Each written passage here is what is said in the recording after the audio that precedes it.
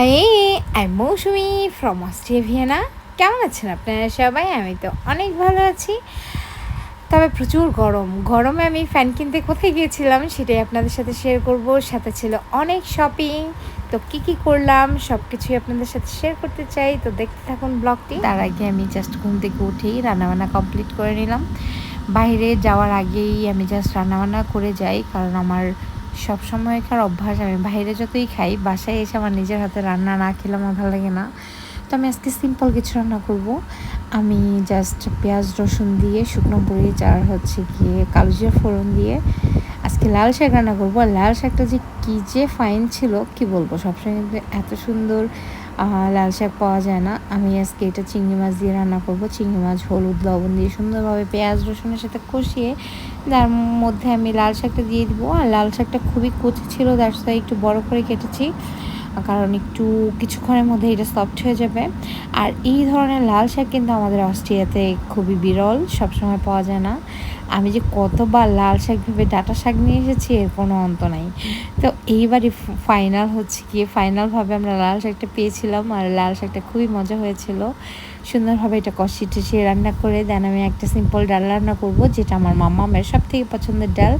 সাথে সবজিও হয়ে যাবে, আবার ডাল হয়ে যাবে। আমি ঢ্যাঁড়স দিয়ে ডালটা রান্না করব। আমার শাকটা কিন্তু অলরেডি হয়ে গেছে। আর ঢ্যাঁড়স দিয়ে ডালটা আমি আমার শাশুড়ি মার কাছ থেকে শিখেছিলাম। মা যখন স্কুলে যেত, মানে তখন প্রেশার কুকারে মা তাড়াহুড়া করে অনেক সুন্দর করে একটা ডাল রান্না করতো। সেটা হচ্ছে পেঁয়াজ দিয়ে ঢ্যাঁড়স দিয়ে ডাল, মুসুরের ডাল।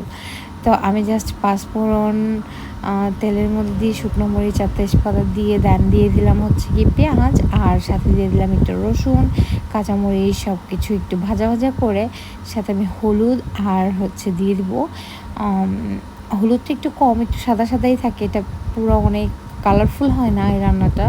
আমি অল্প করেই হলুদ দিলাম, তার জন্য এটা সুন্দরভাবে কষিয়ে দিয়ে দেবো আমি মসুরের ডালটা আমি আগেই ধুয়ে রেখেছিলাম।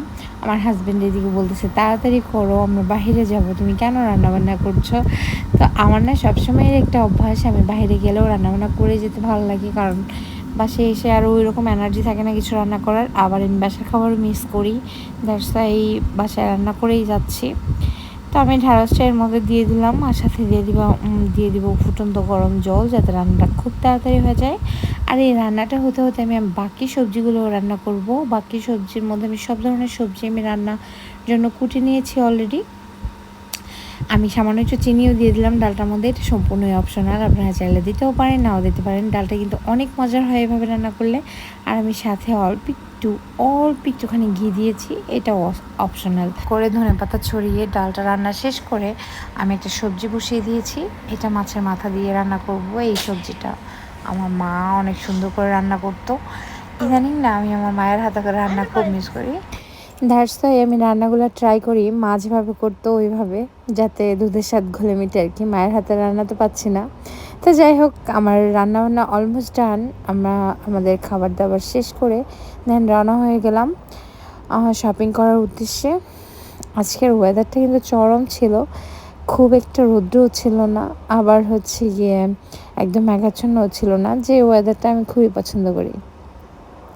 আমি আমার হাজব্যান্ডের থেকে একটু দূরে বসেছিলাম, কারণ আমাদের বেবি রাখার যে সিটটা ছিল ওইখানে বসলে আমি ভিডিওটা সুন্দরভাবে করতে পারতাম না। দেন আমরা তো পৌঁছে গেলাম। আর আমরা যেখানে যাচ্ছি তার নাম হচ্ছে কি শপিং সিটি, এই শপিং এরিয়াটার নাম। এই শপিং সিটিতে আমরা বছরে একবার হলেও আসি আর কি, ট্রাই করি আসার। আর এটা ভিয়েনাতে না, এটা ভিয়েনা থেকে একটু দূরে। আগে এখানে আসার জন্য আমাদের 1 ইউরো এক্সট্রা দিতে হতো। মানে কি আমরা তো ইয়ারএস কার্ড আছে, আমাদের বছরের কার্ড কেনা আছে চলাফেরা করার জন্য ভিয়েনার মধ্যে। তো ভিয়েনার বাইরে যদি আমরা কোথাও যাই তাহলে তো অবশ্যই এক্সট্রা টাকা দিতে হবে, সেই ইয়ারএস কার্ডে হবে না। তো আমরা এই শপিং সিটি আসার সময় আগে বাসে আসার সময় 1 ইউরো দিতে হতো। করোনা সিচুয়েশনের পরে সেটাও আমাদেরকে দিতে হয় না, এটা খুব ভালো করেছে। তো যাই হোক, অনেক সুন্দর এই শপিং সিটিটা, বাট খুব ভালো করে আমি ঘুরে দেখানোর সুযোগ পাবো না, কারণ মামুনি তো আছে, মামুনিকে নিয়ে তো ব্যস্ত থাকতে হয়। এখন আর আগের মতো হাজব্যান্ড ওয়াইফ এসে ছবি তোলা, শপিং করা ওরকম হয় না। লাইফটা তো একটু ডিফারেন্ট হয়ে গেছে।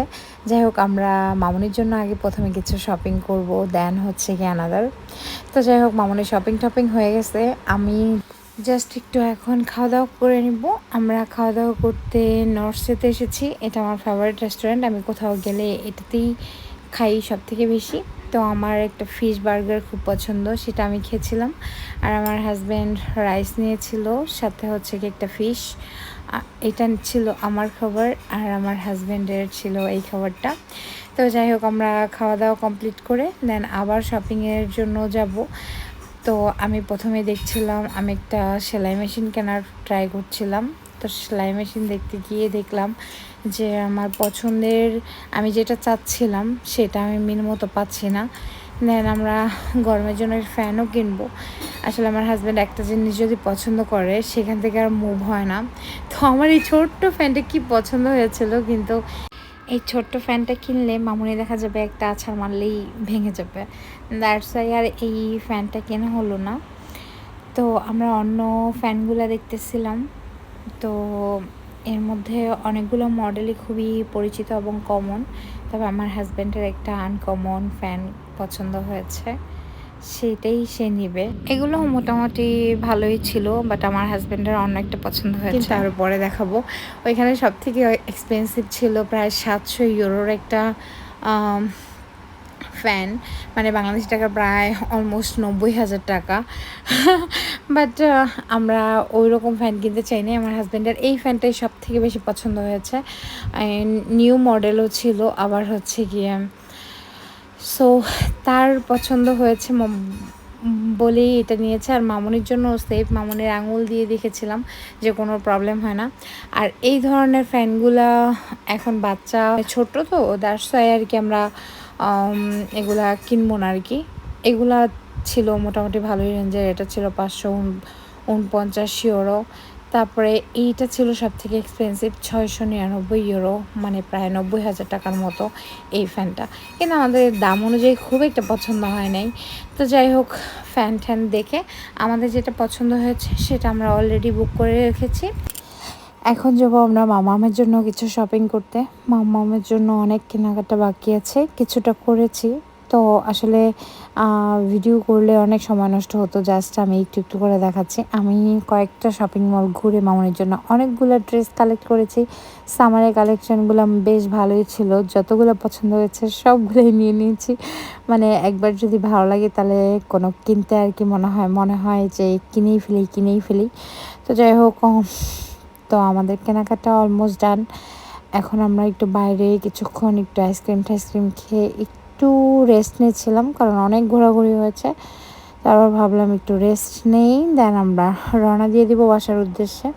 তো আমাদের তো কেনাকাটা অনেক কিছুই হলো। আর আজকে কি কেনাকাটা করলাম সব কিছু বাসায় গিয়ে দেখাবো। তো রেস্ট হয়ে গেছে, আমাদের আইসক্রিম খাওয়া শেষ। দেন আমার হাজব্যান্ডকে আমি জিজ্ঞেস করতেছিলাম আজকে তোমার কেমন লাগলো শপিং করে। ও তো শপিং করতে পারলে খুব খুশি হয়, ও কেনাকাটা খুব পছন্দ করে। তো মামনির জন্য অনেক কিছু কিনেছি, কি কিনেছি বাসায় গিয়ে দেখাবো। তো আমরা জাস্ট পৌঁছে গেলাম বাসায়। আর এই হচ্ছে কি আমাদের শপিং হল। জাস্ট কি বলবো, অনেক অনেক অনেক অনেক অনেক কিছু কিনেছি। মনে হয় যে একটা মার্কেট কিনে নিয়ে এসেছি মামনের জন্য। আসলে সামার তো কি বলবো, আসলে লাগিয়ে এরকম বের হইলে বাচ্চাদের জন্য তো স্বাভাবিক। তো যাই হোক, আজকের ব্লগটি আপনাদের কাছে কেমন লাগলো প্লিজ কমেন্ট করে জানাতে ভুলবেন না। যদি ভালো লাগে please subscribe my YouTube channel and follow my Facebook page. Thanks for watching my video. Thank you so much.